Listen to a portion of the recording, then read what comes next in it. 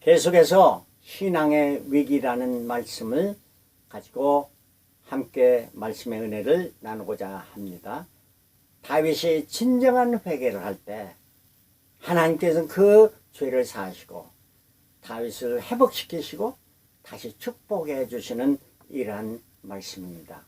자, 신앙의 위기 두 번째 계속합니다.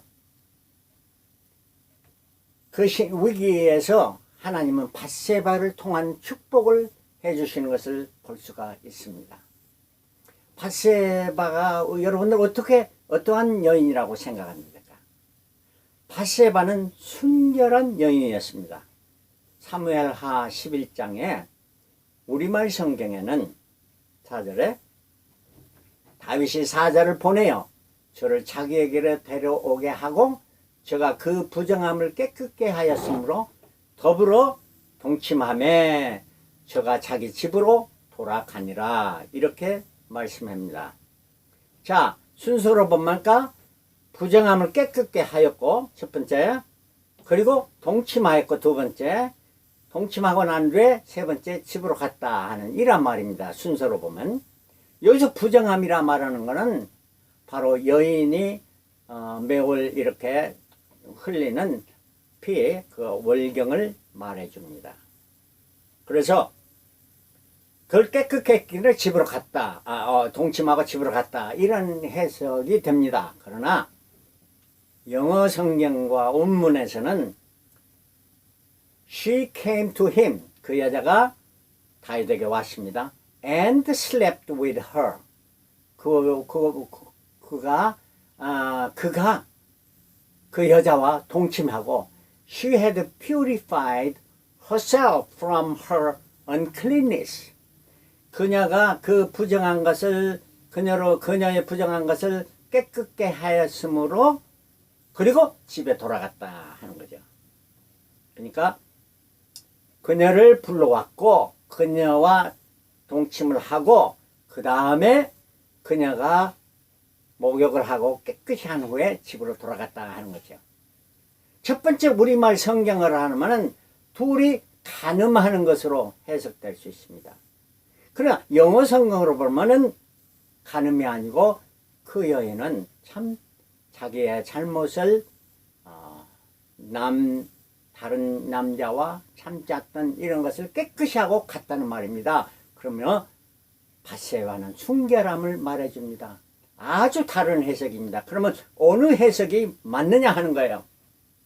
올바른 해석이 뭡니까? 영어 해석이 옳다고 봅니다. 동침하고 부정함을 씻고 집으로 갔다 하는 거죠. 왜 그랬습니까? 동침으로 말미암아 그때에 부정했기 때문에 씻고 동침했다면은 임신할 수가 없습니다. 여인의 월경 때는 임신이 되지 않습니다. 그러므로 말미암아 영어 성경이 옳다고 보여집니다. 그러므로 밧세바는 어떤 여인이었나? 순결한 여인이었던 것입니다. 두 번째, 그는 애통해야 했습니다. 우리아의 처가 그 남편 우리아의 죽었음을 듣고, 그러니까 밧세바가 그 남편이 죽음을도 호곡하니라, 호곡했다 하는 이란 말이야. 그런데 영어 성경에 When Uriah's wife heard that her husband was dead, 남편이 죽었다는 소식을 She mourned for him, 이렇게 나왔어요. mourned for him. 호곡했다는 말이, 어떤 사랑하는 사람이 세상을 떠났을 때 많은 사람이 애통합니다. 어떤 울고 합니다. 근데 왜 그랬습니까? 자기가 당연 앞으로 고생해야 될 거 이런 거 생각하면서 막 원통하고 보내가지고 그렇게 호곡합니다. 그러나 밧세바는 그러지 않았습니다. She mourned for him. 그 사랑하는 그 남편 우리아를 위해서 애통했다 하는 거예요. 그 우리아가 당했던 그 얼마나 그 자기 집으로도 오지 않고 두 번이나 그렇고 전쟁에 가서 죽었으니 그 사람을 위해서 애통했다 하는 이란 말이에요. 얼마나 이 밧세바의 아름다움입니까? 세 번째로 이러한 밧세바를 하나님께서 축복해 주지 않겠어요? 다복했습니다. 밧세바는. 그래서 복을 많이 받았어요. 그래서 예수 그리스도의 족보가 밧세바를 통해서 연결되어지는 것입니다. 그래서 마태복음에 보면은 여인 구약의 여인 네 사람과 마리아 다섯 사람인 여인이 나오는데 그 중에 마지막 밧세바가 나옵니다. 마태복음 1장 6절에 이새는 다윗 왕을 낳으니 다윗은 우리아의 아내에서 솔로몬을 낳았다. 다윗 왕 그리고 밧세바를 통해서 솔로몬이 낳았다는 겁니다. 마태복음에. 이거는 마태복음 위에서 아래로 내려요. 아브라함부터 예수 그리스도까지.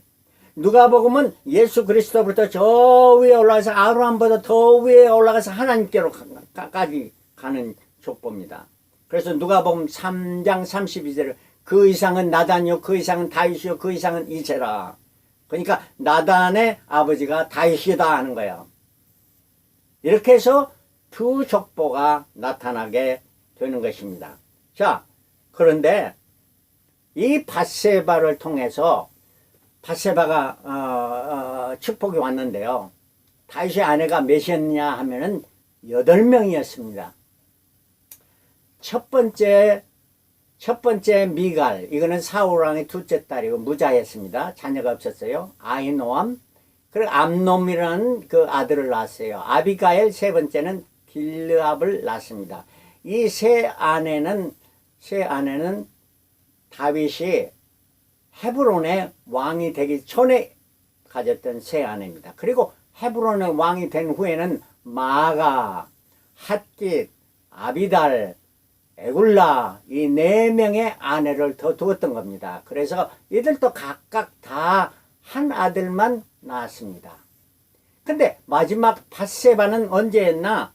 이스라엘 통일 왕국을 북과 남을 다 통일하고 이제 진짜 왕이 되었을 때 그때 밧세바를 취했던 것입니다. 근데 그 밧세바가 낳은 아들은 4명이 있는데 첫째 아들은 7일 만에 죽었고요. 시므아와 나단과 솔로몬 이 4아들을 낳습니다. 다른 모든 여인들은 아들 하나밖에 안 낳는데 밧세바는 4아들을 낳았습니다. 다 보겠죠? 그런데 이보다 더 큰 축복이 나타납니다. 나단을 통해서 예수 그리스도의 족보가 마태복음 3장이 아니고 누가복음 3장의 족보가 계속됩니다. 누가복음 3장에. 그래서 요셉이 어떻게 했냐? 대리사위로 나타나는 겁니다. 마리아는 요셉의 대리사위였습니다. 그래서 마리아의 족보가 누가복음 3장에 나타나고요. 그 다음에 마태복음에는 솔로몬의 족보, 다윗 왕가의 족보가 나타납니다. 그래서 나단과 솔로몬을 통해서 쭉 내려오다가 바로 요셉을 통해서 예수 그리스도가 실로 마리아를 통해서 예수 그리스도가 성령으로 잉태되어 태어나게 됩니다. 밧세바에서 나단과 솔로몬으로 갈라진 족보가 예수 그리스도를 통해서 하나된 축복의 후손들이 이렇게 계속됩니다. 과연 예수 그리스도를 통해서 축복의 후손이 누구일까요? 주 예수를 나의 구세주로 믿는 저와 여러분들입니다. 이는 뭘 말합니까? 예수 그리스도를 통해서 이스라엘과 이방인이 하나 되어 영원한 천국 백성이 되어짐을 말해주고 있습니다. 자, 하나 더 나가서 다윗은 이러한 축복을 받았는데 아브라함은 다윗의 자손 예수 그리스도 세계라 하는 축복을 받았는데 다윗은 참 회개를 했기 때문입니다. 회개도 가짜 회개였고 참 회개가 있죠. 참 회개는 어떠한 회개인가? 시편 51편에 다윗이 회개하는 내용이 나타납니다. 51편 4절에 내가 주께만 범죄하여 주의 목전에 악을 행하였사오니 말합니다. 영어 성경은 아주 그냥 재밌게 표현 against you 다른 것보다 범죄했다는 그것보다 against you 당신을 대항해서 only 당신만이 왜? 아니 다윗이 범죄한 것이 바세바한테도 하고 아니면 또 범죄한 것이 우리한테도 한 이 말 아닙니다. 하나님께만 주께만 범죄했으니 I have sinned and done what is evil in your sight. 당신이 보시기에 악을 행했다 하는 이란 말입니다. 참 회개는 하나님의 상달되는 하나님을 향한 우리의 회개가 되어져야 된다는 말씀이죠. 17절에 하나님의 구하신 제사는 상한 심령이라 하나님의 상하고 통회하는 마음을 주께서 멸시지 아니하시리라. 얼마나 아름다운 고백입니다. 상한 심령, 상하고 통회하는 마음을 주께서 멸시지 아니하시리라. 10절 11절에 하나님이여 내 속에 정한 마음을 창조하시고, 정한 마음, 한 마음이라 하는 거예요. 하나님을 향한 한 마음을 창조하시고 내 안에 정직한 영을 새롭게 하시고. 정직한, 남의 핑계하든지 아니면 자기 잘못을 남에게 돌리다든지 아니면 꾸며가지고 남을 피해를 주려고 하는 이런 거 말고 정직한 영을 새롭게 하소서. 나를 주 앞에 쫓아내지 마시고 주의 성신을 내게서 거두지 마옵소서. 아, 얼마나 아름다운 그 고백입니까? 주님 성령이 내 안에 거하시는데 이걸 거두지 마옵소서. 이 거두면은 나는 아무것도 아닙니다. 생명이 없는 메마른 가지 그것뿐입니다. 이런 말이냐. 왜 이런 고백을 합니까? 다윗 앞에 사울 왕이 죄를 범할 때 하나님께서 그가 진정 회개하지 않으니까 정신을 거두어 버렸습니다. 그러니까 악신이 들고 그가 치매를 걸려가지고 나중에 더 악한 짓을 하였던 것을 우리가 보았던 것입니다. 자, 그리고 또 계속해서 말합니다. 계속해서 12절에 주의 구원의 즐거움을 내게 회복시키시고 주님과의 교제하는 그 즐거움을 회복시키라. 자원한 심령을 주사 나를 붙드소서. 13절에 그리하면 내가 범죄자에게 주의 도를 가르치리니 죄인들이 죽게 돌아오라. 다윗은 이 회개를 통해서 범죄자에게, 나 같은 죄를 범한 자에게 하나님의 도를, 하나님의 말씀을 가르칠 것입니다. 그러면 그 죄인들이 죽게 돌아올. 얼마나 놀라운 결단이고 하나님께 하는 약속입니까? 14절에 하나님이여 나의 구원의 하나님이여 피 흘린 죄에서 나를 건지소서. 내 혀가 주의 의를 높이 노래하리이다. 이제부터는 내 혀가 거짓말한다니 남을 증오하고 이런 것이 아니고 이제는 주의 의를, 하나님의 righteousness를 높이 노래하리라. 주여 내 입술을 열어주소서. 내 입이 주를 찬송하여 전파하리라. 이제 입술을 열어가지고 하나님을 찬양하고 하나님께 감사하고 하나님을 전파하는 이 일을 하겠다는 거예요. 자유시 이러한 그 자기의 위기를 통해서, 자기의 잘못을 통해서, 그 범죄를 통해서 회개하고 이제 새 사람이 되어가는 것을 볼 수가 있습니다. 이것이 바로 참 회개입니다.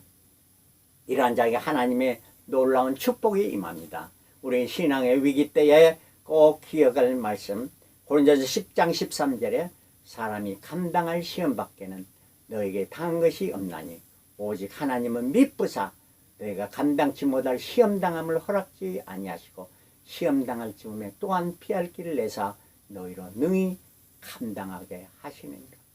우리는 위기를 이기게 하시는 것은 하나님이 우리에게 힘을 주사 이기게 하신다는 말씀이고, 로마서 8장 28절 우리가 알거냐 하나님을 사랑하는 자, 여러분 다 사랑하죠? 그 뜻대로 부르심을 입는 자들은 모든 것이 합력하여 선을 이루느니라. 아멘. 모든 것이 합력하여, 뭐 지금 잘못된 것 같아도 하나님이 함께 하셔서 그것마저도 선을, 좋은 일을 이루신다는 말씀이에요. 빌립보 3장 14절에 표대를 향하여 그리스도 예수 안에서 하나님이 위에서 부르신 부르심의 상을 위하여 쫓아가노라. 할렐루야. 우리가 여러 가지 잡다한 생각으로 안일하게 생각할 때는 죄를 범할 수 없는, 그럴 때 원수 마귀가 우리를 유혹하고 거기에 넘어질 수 있느냐. 표대를 향해서 달려갈 때에 어떠한 그러한 잡다한 생각이 올 수 없고 우리는 그 마침내 부르심의 상을 받게 된다는 말씀입니다. 이러한 축복이 저와 여러분들 가운데, 삶 가운데 매일매일 순간순간 일어나기를 그리스도로 축원합니다. 계속해서 신앙의 위기 세 번째가 다음 주일에 계속되겠습니다.